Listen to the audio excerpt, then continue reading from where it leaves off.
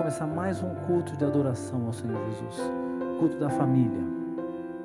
Que os nossos louvores possam tocar o teu coração. Aleluia.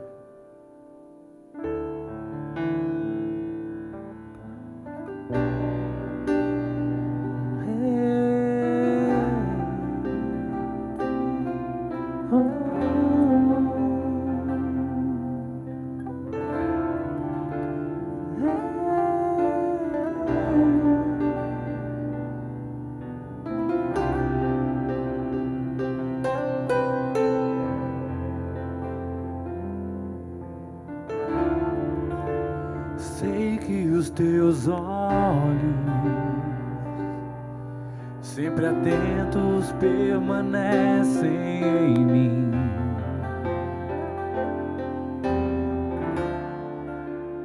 E os teus ouvidos estão sensíveis para ouvir meu clamor.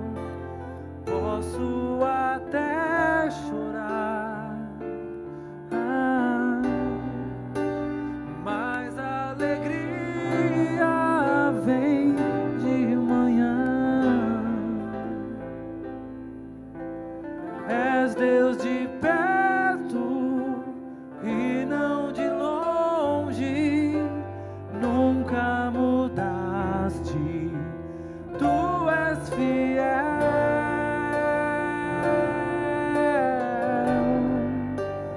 Deus de aliança, Deus de promessas, Deus que não é homem pra mentir. Tudo pode passar, tudo pode mudar, mas tua palavra vai se cumprir.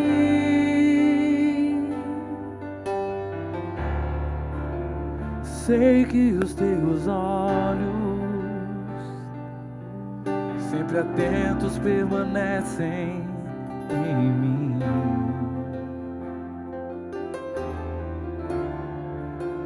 E os teus ouvidos estão sensíveis para ouvir meu clamor. Posso até chorar,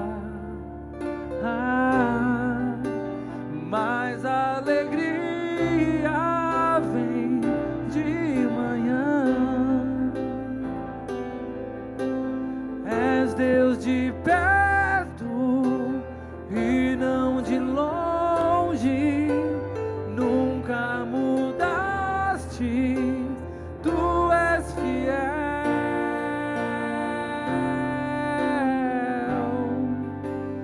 Deus de aliança, Deus de promessas, Deus que não é homem pra mentir. Tudo pode passar, tudo pode mudar, mas tua palavra vai se cumprir. Eu posso enfrentar, posso enfrentar o que for. Eu sei que lutas por mim, seus planos não podem ser frustrados. Minha esperança está nas mãos do grande eu sou. Meus olhos vão ver o impossível acontecer.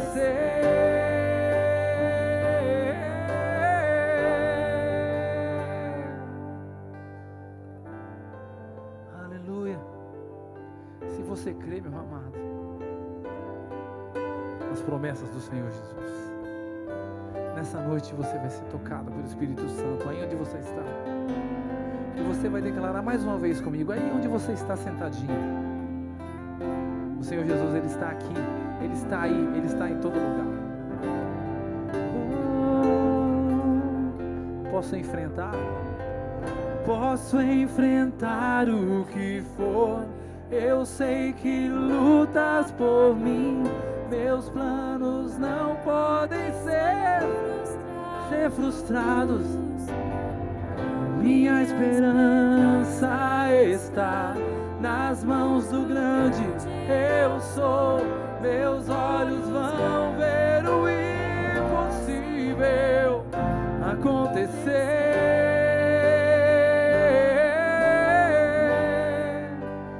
Deus de aliança, Deus de promessas, Deus que não é homem pra mentir.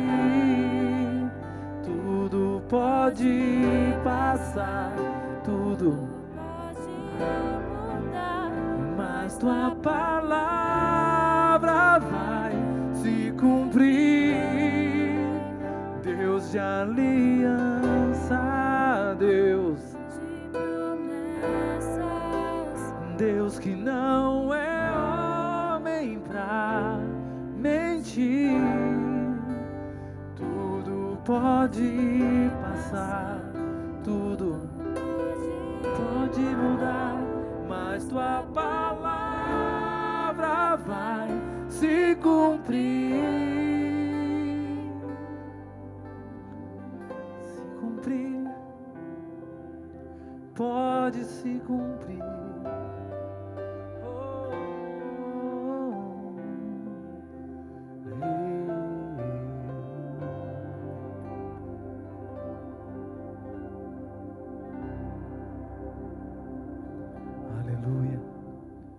Se você crê, meu amado, continue adorando o nome do Senhor Jesus. Não importa as circunstâncias. Adore a Ele. Adore a Ele. Somente o adore.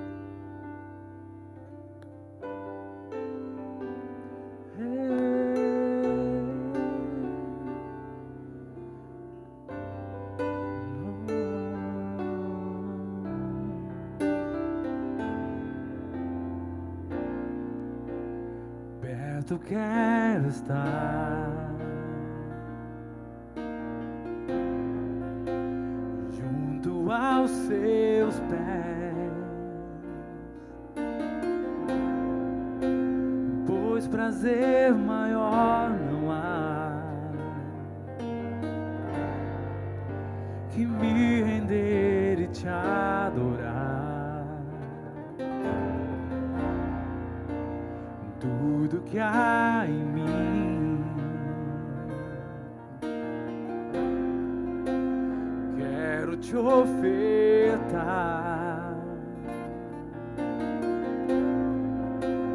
mas ainda é pouco, eu sei,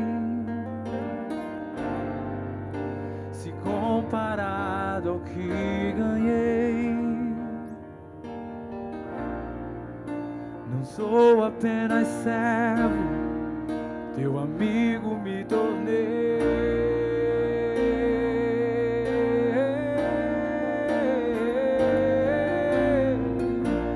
Te louvarei,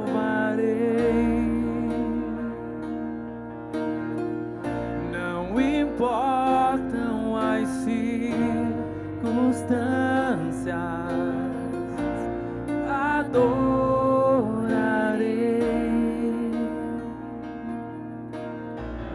somente a ti, Jesus. Oh, oh, oh, oh. Declara comigo assim: perto quero estar,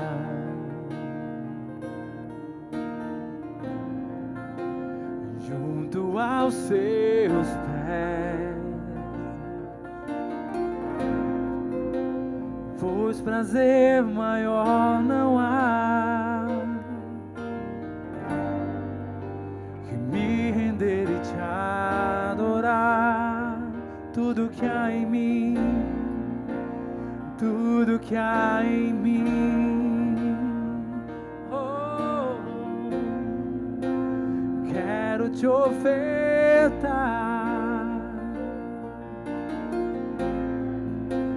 mas ainda é pouco, eu sei. Se comparado ao que ganhei, vamos todos juntos declarar: não sou apenas servo, teu amigo me tornei.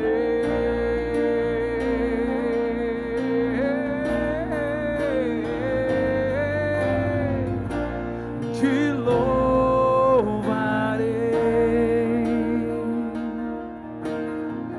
não importam as circunstâncias,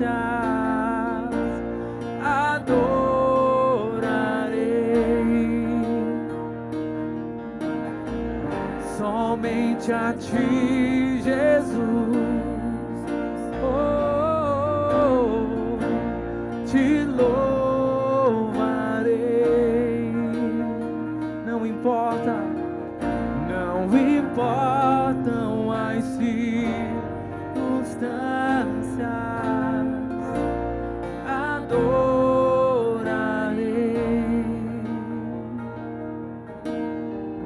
Somente a ti, Jesus, eu te louvarei. Oh, não importa, meu amado, as circunstâncias, adorarei.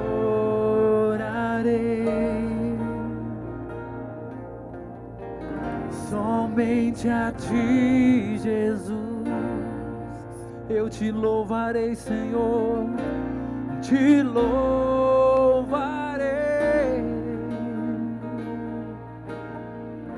Não importam as circunstâncias, adorarei.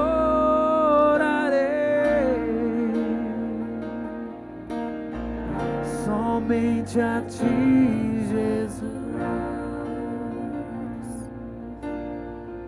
Somente a ti, Jesus.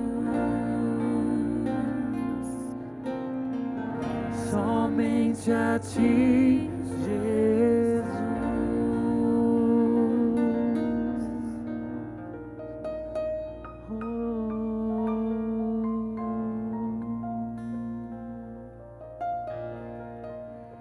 Somente a ti, Jesus.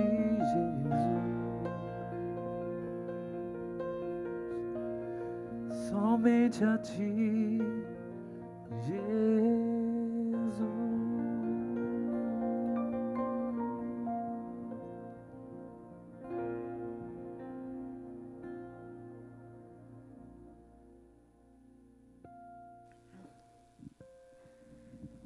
Graça e paz, meus irmãos. Hoje nós vamos fazer um culto diferente. Nós estamos nessa tarde, nessa noitinha, e como sempre, nós, no final de semana, no domingo, nós nos reunimos para louvar ao Senhor, para engrandecer o nome do Senhor, e hoje não poderia ser diferente. Estamos louvando, estamos fazendo um culto, mas esta forma diferente vocês vão entender agora, como é difícil para nós vermos, como vocês estão vendo agora, essas cadeiras vazias, esse templo vazio. São pessoas que vieram aqui, se dedicaram, fizeram louvor, deram o seu melhor para que você, aí na sua casa, pudesse louvar e engrandecer o nome do Senhor. Mas que fica um aperto no nosso coração, que fica muito difícil vermos cada cadeira, como a gente na nossa casa costuma ter o lugarzinho que cada membro da família gosta de se sentar, a igreja também é assim. Então, quando nós olhamos para os lugares, parece que estamos vendo cada um dos irmãos aqui sentado, cada um no seu lugar, cada um no seu lado, né? Louvando ao Senhor. A igreja vindo, a gente recebendo com alegria, a gente abraçando, e é sempre assim, aquele gostoso, as crianças correndo para lá, para cá, mas hoje não. Hoje o nosso culto é assim. E nós aqui e vocês aí. Mas não vai ser diferente. Nós vamos louvar ao Senhor da mesma forma, com a mesma intensidade, com o mesmo amor. Porque o mesmo Deus que está aí com vocês, está aqui conosco, o Espírito Santo vai atuar na vida de cada um. Então, olhe para cada cadeira e ore aí na tua casa, crendo que brevemente nós estaremos aqui, enchendo esse lugar da nossa presença, da nossa alegria, do nosso amor, vendo nossas crianças também aprendendo lá atrás. Isso mexe muito com o nosso coração. É isso que nós temos para hoje, em nome de Jesus. Vamos orar. Senhor Jesus, eu quero nesse momento, Senhor, pedir, Pai, para que a tua verdade, Senhor, o teu querer, Senhor, seja revelado, Senhor, na vida de cada um, Pai, que está ouvindo, que está aí, Senhor, sedento pela tua palavra, Senhor, que deseja ardentemente crescer, aprender mais e ser abençoado, Pai. Que o Espírito Santo possa trazer uma grande revelação hoje na vida de cada um, que possamos ter esse entendimento em nome de Jesus. Amém? Então, nesse momento, nós vamos trazer uma palavra. O título dessa palavra, na verdade, é uma pergunta. E eu queria que você pensasse aí na resposta e depois nós vamos responder, né, juntos a essa pergunta. A pergunta é: quem tem a chave do reino dos céus? Isso eu tenho certeza que é uma pergunta que muitas vezes já ficou na cabeça de alguém e fica aquela dúvida e cada um fala alguma coisa, mas hoje nós vamos ver biblicamente essa resposta. Esse texto está em Mateus 16, nós vamos primeiramente ler do 13 ao 17. E depois nós vamos ler o resto para a gente ir entendendo cada parte. Tá bom, meus irmãos? Então vamos ler juntos aí. E começando em 16:13, diz assim: E chegando Jesus às partes de Cesareia de Filipe, interrogou seus discípulos, dizendo: Quem dizem os homens ser o filho do homem? E eles disseram: uns João Batista, outros Elias, e outros Jeremias ou um dos profetas. E disse-lhe ele: E vós, quem dizeis que eu sou? E Simão Pedro, respondendo, disse: Tu és o Filho de Deus vivo. Tu és o Filho de Deus vivo. Jesus respondendo disse-lhe: Bem-aventurado és tu, Simão Bar-Jonas, porque não foi carne e sangue quem te revelou, mas meu Pai que está nos céus. É um trecho muito forte da palavra de Deus. Na verdade, esse capítulo de 16, o capítulo 16 do livro todo de Mateus, é um dos mais esclarecedores desse livro, pois nele nós podemos receber essa completa revelação dessa verdade de Cristo. Aqui, no livro de Mateus, nós encontramos as verdades da Bíblia, reveladas pelo próprio Cristo. Jesus revelando essas verdades aos seus discípulos e hoje a nós, eu e você que está aí em casa. Mas antes de revelar essas verdades a seus discípulos, Jesus guiou-os a uma cidade chamada Cesareia de Filipe, como nós vimos. Não devemos confundir essa Cesareia de Filipe com aquela Cesareia marítima, que é aquela que ficava no litoral lá do Mediterrâneo, né, onde nós vemos o apóstolo Paulo indo para suas viagens missionárias, né? Então, essa é outra. Essa Cesareia de Filipe, na verdade, ela ficava mais ao norte de Israel, né, aos pés do Monte Hermon, que é aquele monte que fica sempre coberto de gelo, depois ele degela, né, e forma os rios, e é onde que começa uma das nascentes do Rio Jordão. Bom, então essa cidade, na verdade, quando era foi muitas, passando por muitas mãos, né, até chegar nas mãos de Herodes, e quando Herodes estava para morrer, ele dividiu, né, e deu essa parte dessa cidade ao seu filho, Filipe, né, o tetrarca. E Filipe ampliou essa cidade, embelezou, e acabou mudando o nome dela, né? Até então ela se chamava Panias. E aí Filipe deu o nome para ela de Cesareia de Filipe, para bajular, na verdade, né, o imperador César. Então ficou Cesareia de Filipe. Então ele colocou os dois nomes.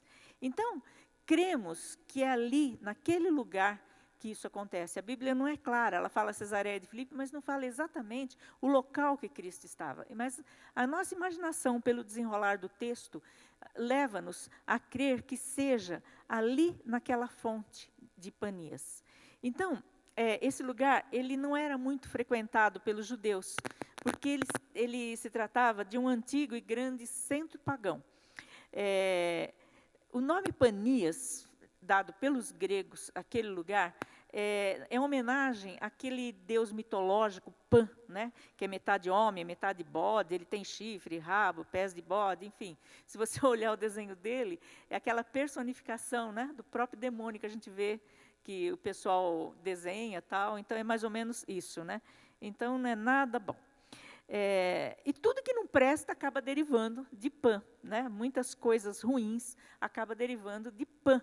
Por quê? Pan era esse deus mitológico que diz que tomava conta das florestas, das grutas, por isso que nessa gruta era dedicada ao deus Pan. E ele amedrontava os caçadores, as pessoas que se perdiam na floresta, ou que estavam lá à noite e tal. Então, daí vem a palavra pânico, né? E, para completar, a palavra que hoje muito usada, pandemia, né? Também vem de Pan. Então, um monte de coisa ruim vem dali, né? E os homens temiam entrar, então, e estar naquele lugar, né? E também deu origem ao tal do síndrome do pânico, né? Também vem dali, porque dava um pavor tremendo nas pessoas estar naquele lugar. E hoje, muitas pessoas sentem também essa síndrome terrível. E ali havia também outros templos, outros deuses gregos, um panteão ali das entidades gregas lá, né? Mas eram templos suntuosos. Pelas escavações, eles dizem que os templos eram suntuosos, eram construídos sobre a rocha, no Monte Hermon.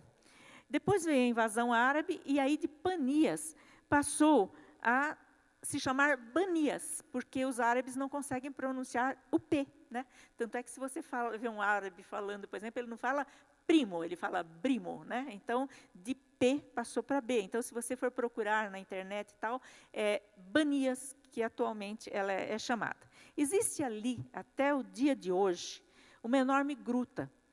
E nessa enorme gruta jorrava uma grande fonte de águas, que formava um dos afluentes do Rio Jordão. Hoje em dia, as águas diminuíram, mas ainda jorra bastante água por baixo das rochas, não pela gruta como vinha naquela época, né? E essa entrada da caverna era considerado entrada do mundo das trevas pelos antigos. E nessa gruta era oferecido sacrifício de animais a esses deuses pagãos, tal, e era conhecido como porta do inferno também, né? Se você procurar porta do inferno, vai levar a essa gruta. Por isso era uma área muito evitada pelos judeus. Os judeus não gostavam de estar lá. E esse foi o lugar apropriado que Jesus escolheu a dedo para confrontar a idolatria, o pavor e o terror que aquele lugar impunha às pessoas. Então, até aquele momento que Jesus entrou com os discípulos ali naquele lugar, já faziam mais ou menos 3 anos que aqueles discípulos estavam acompanhando Jesus, presenciando os milagres, as grandes coisas que Jesus tinha feito, né? E os ensinamentos tremendos de Jesus. Imagine andar com Jesus, quanto ensinamento, né? Jesus estava se preparando para tomar o caminho mais difícil, que ele decidiu que era o caminho da cruz, né? Onde ele morreria por mim e por você. 6 meses, mais ou menos, depois desse episódio, Jesus estaria na cruz, derramando o sangue dele para nos libertar dos pecados e nos dar a vida eterna. Bem, mas este lugar, junto à porta do inferno de Panias ali, que eram representadas por esses templos pagãos, vemos essa pergunta de Jesus que eu acabei de ler. Ele fala assim: quem dizem os homens ser o filho do homem? Né? Quer dizer, quem dizem as pessoas aí fora que sou eu? Né? Ou seja, como a multidão me conhece? Como eles se referem a mim? Então, o conhecimento que as pessoas tinham de Jesus, sabiam dele, dependeria o destino de cada uma delas. Conhecer Jesus e entender quem é Jesus, dependeria disso. Então, Jesus queria saber como as pessoas se referiam a ele. E hoje também, meus irmãos, não é diferente. O que cremos, o que nós vivemos, determina a minha salvação e a sua salvação. Como você conhece Jesus, né? E eles foram respondendo conforme ouviam das pessoas, como as pessoas comentaram. Aí foi aquilo, né, que eles disseram, uns dizem que é João Batista, outros que é Elias, Jeremias, ou um dos profetas, né? E você? Quem é Jesus para você? É aquele que está lá morto, pregado na cruz, inerte, sem poder fazer nada? Ou é um sábio? Ou é um grande profeta? Não sei. Você sabe quem é Jesus para você. Mas seja o que você pensa de Jesus. Eu creio, em nome deste Jesus, que algo hoje vai acontecer na tua vida, você vai passar a entender realmente quem é Jesus. Né? Será que para Jesus, será que para muitos, Jesus é aquele que ama com aquela liberalidade toda, né? Como eles falam por aí, a ponto de tolerar todos os pecados, aceitar, passar a mão na cabeça, né? Como aquele pai permissivo, que muitas vezes conduz o filho à perdição, permite que o filho vá à perdição? Será que é esse Jesus, o Jesus permissivo? Ou é aquele que muitos resumem naquela frase tão famosa, que fala assim, ó, pede para a mãe que o filho atende, né? Quem pensa assim ou diz isso, está declarando que o Deus Todo-Poderoso, onipotente, onisciente, onipresente, precisa receber ordens. Isso é heresia. Vai contra a palavra de Deus, vai contra o que a Bíblia fala, vai contra tudo o que a Bíblia nos prega e nos incentiva a aprender e a acreditar. A multidão tem muitas maneiras de se referir a Jesus, mas somente pelo Espírito Santo nós podemos ter a revelação de quem verdadeiramente é Jesus. E nesse momento, Jesus perguntou diretamente aos discípulos, depois de saber o que a multidão pensava dele, ele falou, e vós, quem dizeis que eu sou? Aí ele queria saber dos discípulos, ele desejava saber se os discípulos sabiam realmente o motivo da sua vinda na terra, porque ele deixou lá o reino dele, e se fez carne, veio habitar entre nós, né? Queria saber se esses discípulos estavam capacitados para pregar a salvação, se teriam ousadia e determinação para isso, né? Porque após a sua morte, os discípulos teriam que ser a boca de Cristo pelos 4 cantos da terra. Então, Jesus queria saber o que os discípulos pensavam dele. Então, nós não sabemos se todos os discípulos já tinham dentro de si a certeza dessa verdade, da divindade de Jesus. Mas, como sempre, né, o impulsivo Pedro, o sanguíneo Pedro, né, o humilde e pobre pescador que era Pedro, o inculto Pedro, cheio do Espírito Santo, falou a maior revelação e maior verdade contida na Bíblia. Tu és o Cristo, o Filho do Deus vivo. Essa é a grande verdade da Bíblia. Ele é Cristo. Creio que esta revelação, quando foi falada, estremeceu o inferno e abalou aquele lugar, abalou aquelas entidades malditas que estavam ali, porque estavam sendo feito cultos a elas, né? Então elas tinham liberdade para estar naquele lugar. Eu creio que naquele momento aquelas entidades se encolheram e saíram de perto, com essa grande revelação. Porque o próprio Deus Pai, junto ali, naquele enorme centro idólatra, pagão, através do Espírito Santo, exaltou seu Filho, através da resposta de Pedro. Cristo, na verdade, para quem não sabe, significa ungido, o Messias enviado.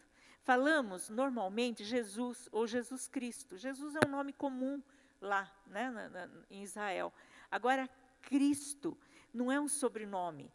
Cristo realmente é o que ele é o ungido. O correto seria nós pronunciarmos, o significado seria ungido Jesus. Seria a maneira correta de se referir, mas por comodismo ou por hábito a gente fala Jesus Cristo, mas é ungido Cristo.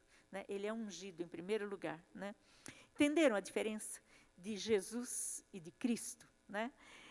Aí no 17, Jesus respondendo disse-lhe, para Pedro, bem-aventurado és tu, Simão Barjonas, porque não te revelou a carne e o sangue, mas meu Pai que está nos céus. Então Jesus deixou claro que essa revelação de Pedro tinha vindo direto do trono de Deus, direto do trono do Pai.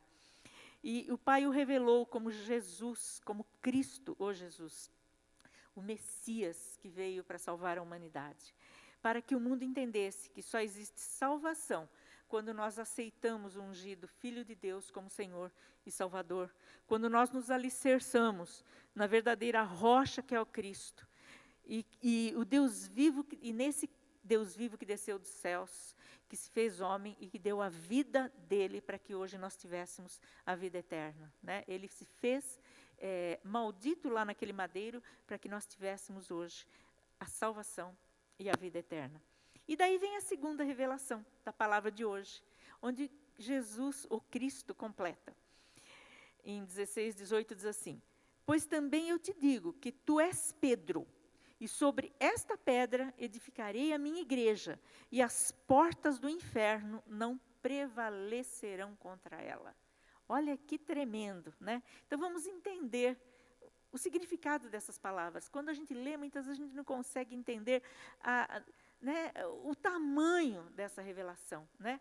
Como é imenso isso, o peso dessas palavras. Quando ele diz assim, pois eu te digo que tu és Pedro. Pedro, na verdade, quando você vai ler no original, é Petros, que é Pedro em grego, né? Petros significa pequeno pedaço de pedra, um fragmento de pedra.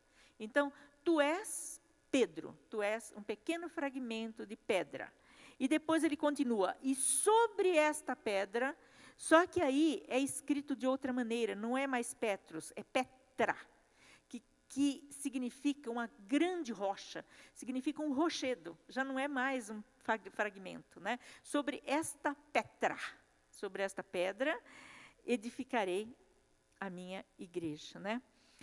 Então, quando Jesus falou isso, ele quis dizer assim, olha, tu és Pedro, tu és uma pequena pedra, e sobre esta verdade que você falou, sobre esta pedra, que é essa verdade, que eu sou o Cristo, Filho do Deus vivo, eu vou edificar a minha igreja. Então, entendeu a diferença de Pedro e o porquê que a palavra, a igreja ia ser edificada sobre esta pedra? Esta é a confusão que muitas pessoas fazem, que acabou originando muitas heresias, né? Cristo iria edificar sua igreja sobre esta verdade. Coloca isso no teu coração. Tu és o Cristo, o Filho do Deus vivo.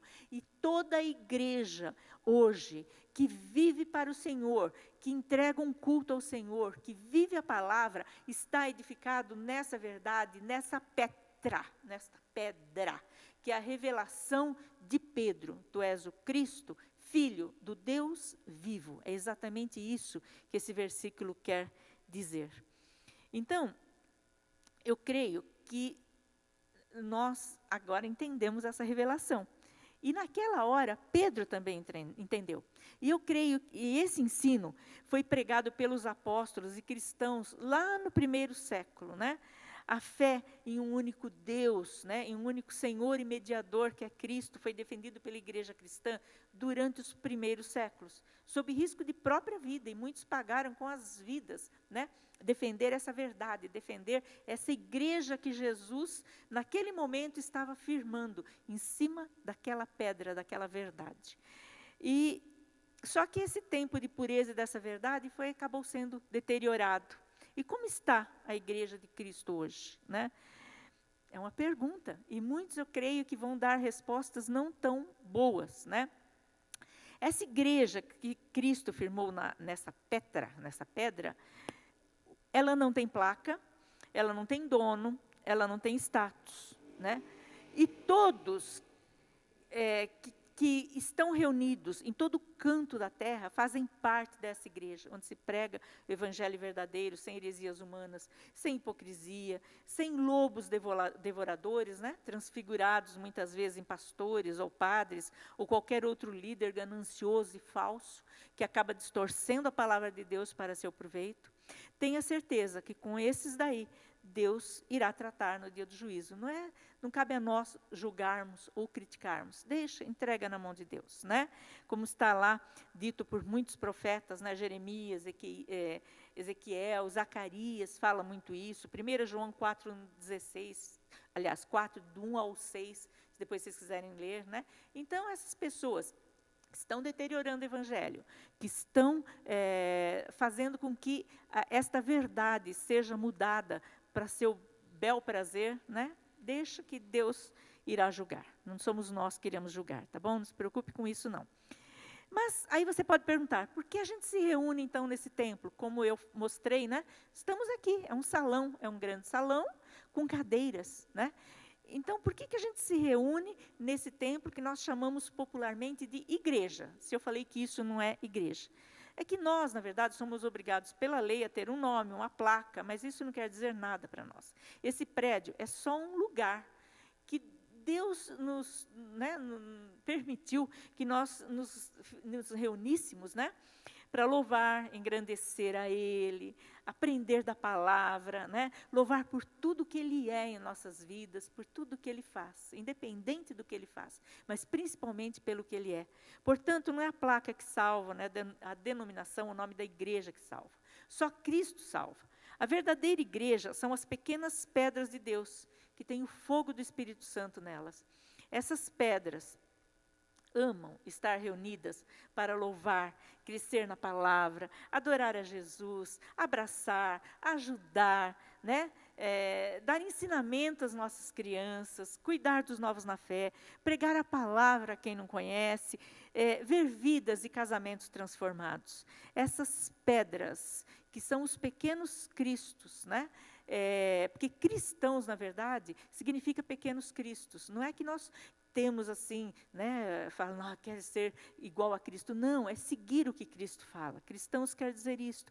Esta é a verdadeira igreja que agrada a Cristo. Essas pequenas pedras que têm suas raízes firmadas na rocha, que é Jesus, que é Petra. Cristo é a grande e rocha sólida, na qual eu e você estamos firmados. E você que ainda não está, hoje vai entender, né, o porquê que é necessário, o porquê que é importante você se firmar nessa rocha também. E Jesus completa no versículo 18, a última parte, diz assim: e as portas do inferno não prevalecerão contra ela, né, contra a igreja do Senhor. Agora, nós entendemos mais ainda o porquê Jesus escolheu aquele lugar específico para trazer essa revelação. Foi para que os discípulos entendessem, né, no sentido literal, pois aquele lugar, como eu disse, ele era temido, né, e as pessoas tinham receio. Ele era conhecido como porta do inferno. Então, essa revelação tem um impacto muito grande no mundo espiritual. Jesus afrontou e ridicularizou todo o poder das trevas naquele lugar. E foi justamente ali que ele se mostrou como aquele que iria derrotar o poder do maligno. Para quem estava ali, ele mostrou que nada e ninguém tem maior poder do que ele. Então, não importava ali os altares construídos, os sacrifícios ali realizados, os cultos ali prestados diante daqueles deuses pagãos, que na verdade eram demônios vindos direto do inferno, né? Não importava o medo, o pavor que o lugar impunha a todos, inclusive aos judeus. Isto não era nada diante da glória de Deus. Portanto, meu irmão, o que essa palavra está me falando, está te falando, que nós não precisamos nos apegar a nada nesse mundo, nada físico, né? Para nos sentirmos protegidos. Nós não precisamos de patuás, amuletos, imagens, altares, coisas ungidas que esses pastores comercializam. Não precisamos nada disso. Isso tudo é invenção do homem, isso tudo é religião, né? Isso não é fé, isso não é igreja. O único lugar onde você estará totalmente protegido é debaixo das potentes mãos daquele que morreu na cruz, por você, por mim e por você, né? E que nos lavou com seu sangue precioso. Então, é esta única proteção, que nesse momento, momentos difíceis que nós estamos passando, você tem que orar e clamar a esse Deus, somente com essa proteção, sabe? Você pode estar com a tua vida realmente ali protegida, os anjos do Senhor te protegendo, né? Com sua morte na cruz, Jesus arrombou definitivamente as portas do inferno. Daquele inferno lá, aquela porta do inferno daquele lugar, de Cesareia de Filipe, né? de Banéias, ou como a Bíblia diz, literalmente as portas do inferno, onde o próprio Satanás reside, né? Em Apocalipse 1,18, como já foi falado na ministração anterior de domingo de Páscoa pelo pastor Toninho, vocês podem ouvir que vocês entenderão melhor isso, como ele conseguiu arrancar das mãos do diabo esta chave, né? Da morte e do inferno. É tremendo quando que você toma posse disso e entende isso. Você passa a ter uma confiança tão grande nesse Jesus, que nada mais vai te abalar, nada mais vai fazer você mudar de caminho, nada mais vai impedir você de confiar somente em Jesus, e você vai tirar, em nome de Jesus, qualquer tranqueira que você se apoie na sua fé. Você não precisa de muletas para a tua fé, você só precisa de Jesus. Só Ele mesmo que te protege, só Ele que te traz a salvação, só Ele que te renova. E depois Jesus completa, no 19, e eu te darei as chaves do reino dos céus, e tudo que ligares na terra será ligado nos céus, e tudo que desligares da terra será desligado do céu. O que será que Jesus quis dizer a Pedro e a nós com essa afirmação, né? Eu te darei as chaves do reino dos céus. Agora eu vou voltar àquela pergunta inicial, aquela pergunta do título da nossa ministração. Quem tem a chave do reino dos céus? Não sei o que você está pensando, mas agora a Bíblia vai te esclarecer. As pessoas entendem que o apóstolo Pedro tem as chaves do céu e que ele tem autoridade para perdoar pecados, né? E deixar entrar, né? Quem ele achar que deve lá nos céus, tal. Isso tem levado muitos a heresias, muitas pessoas a heresias e enganos também, né? Outra coisa, Pedro também não foi o primeiro papa e nem tinha autoridade sobre os outros apóstolos. Quando Jesus disse que daria a Pedro as chaves do reino dos céus, estava relacionado com a confissão que Pedro fez sobre Jesus. Cristo, o Messias enviado. Esta chave do reino dos céus era a palavra da verdade, o evangelho da salvação em Cristo. E essa chave não foi dada só a Pedro, não. Foi dada a todos os apóstolos, né? E eu vou te provar isso. Vamos continuar lendo lá em Mateus 18, quando Jesus ainda estava dando as recomendações finais aos seus discípulos. Mateus 18 diz assim: em verdade vos digo, que tudo o que ligardes na terra será ligado no céu, e tudo o que desligardes da terra será desligado do céu. A mesma coisa que Jesus falou para Pedro, ele falou para os outros discípulos, foi a mesma afirmação.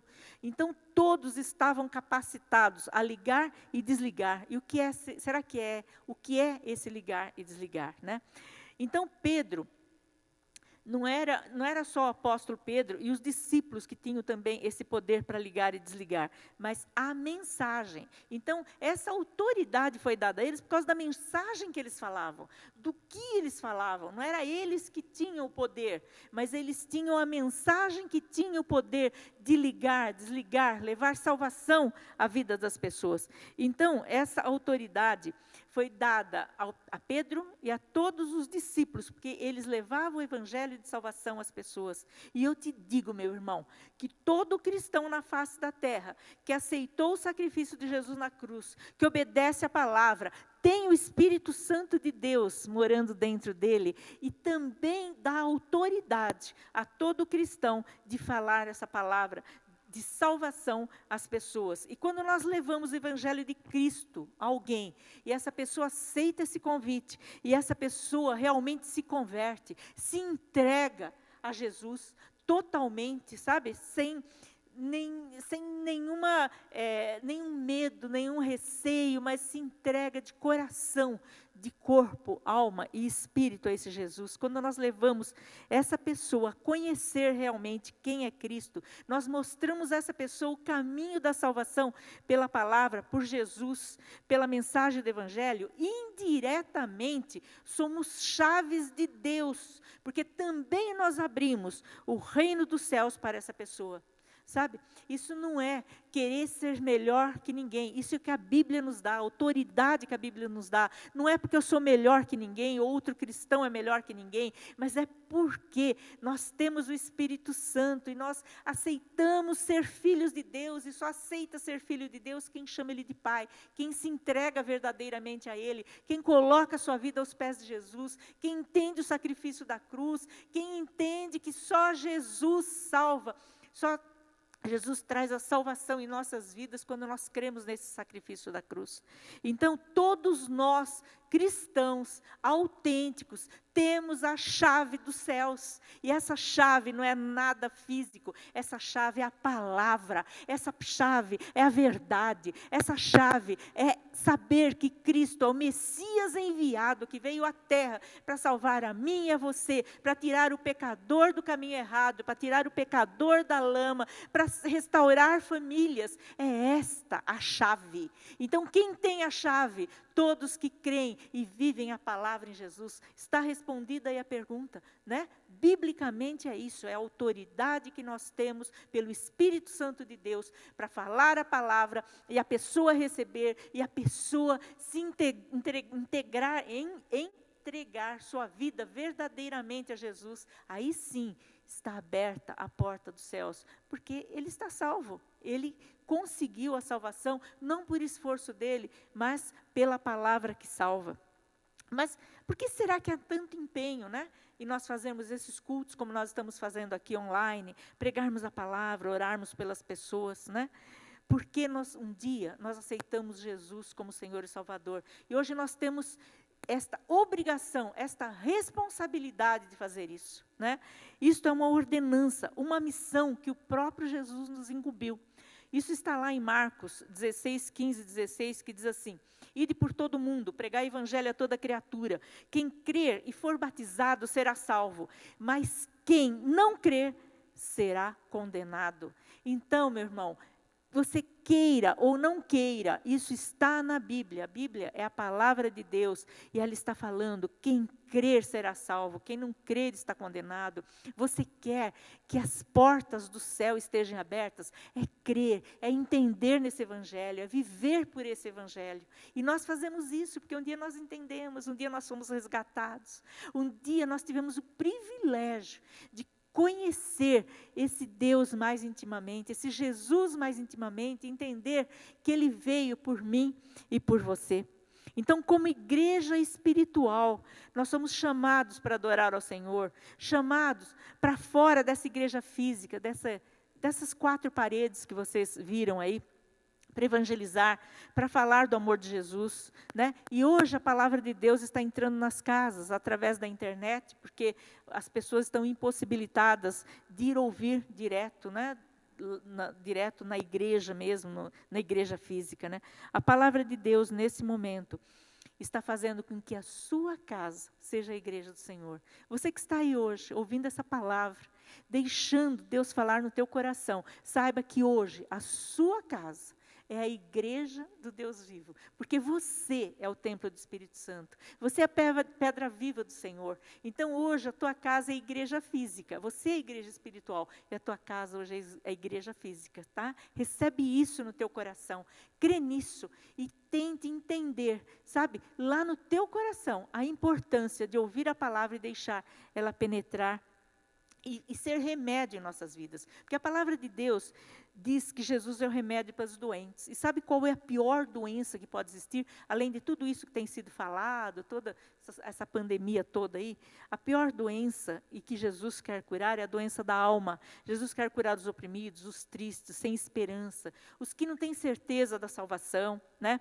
Os amargurados, os que se afastaram do caminho do Senhor por algum motivo. Jesus quer resgatar os seus, aqueles que são seus, aqueles por quem Ele morreu. É com você que Jesus está falando nesse momento. Você que no momento pode estar triste, por estar afastado do convívio das pedras vivas do Senhor. Você que às vezes, há um tempo atrás, por um motivo banal, deixou a amargura entrar no seu coração, voltou atrás e não quis mais estar junto, em comunhão com os irmãos, né? Então é com você que Jesus está falando. Ele te quer de volta. Venha.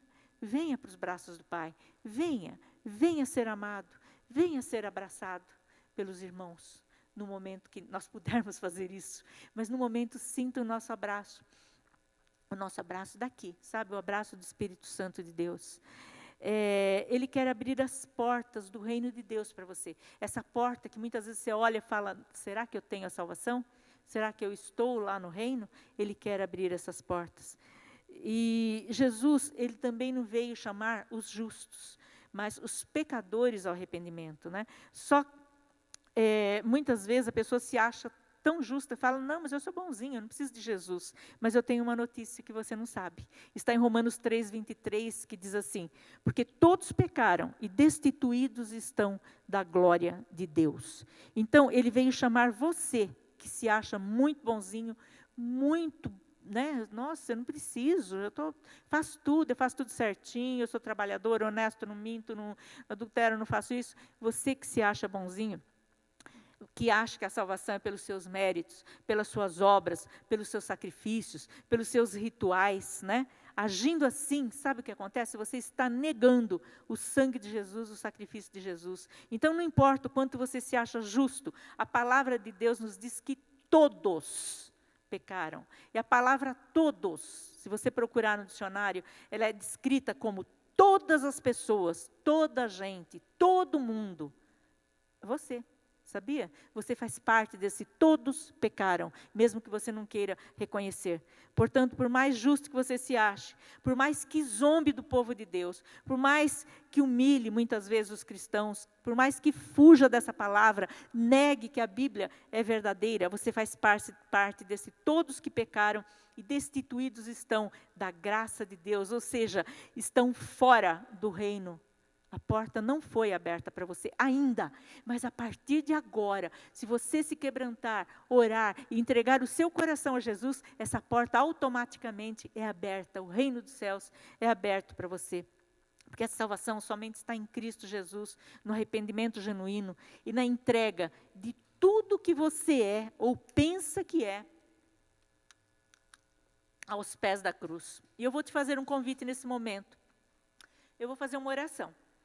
Se você que está em casa sentiu no coração que Jesus falou com você de alguma maneira, ou você está afastado, ou com esse tempo que nós estamos passando, mais afastados da igreja física, você está com o pé mais no mundo do que com o pé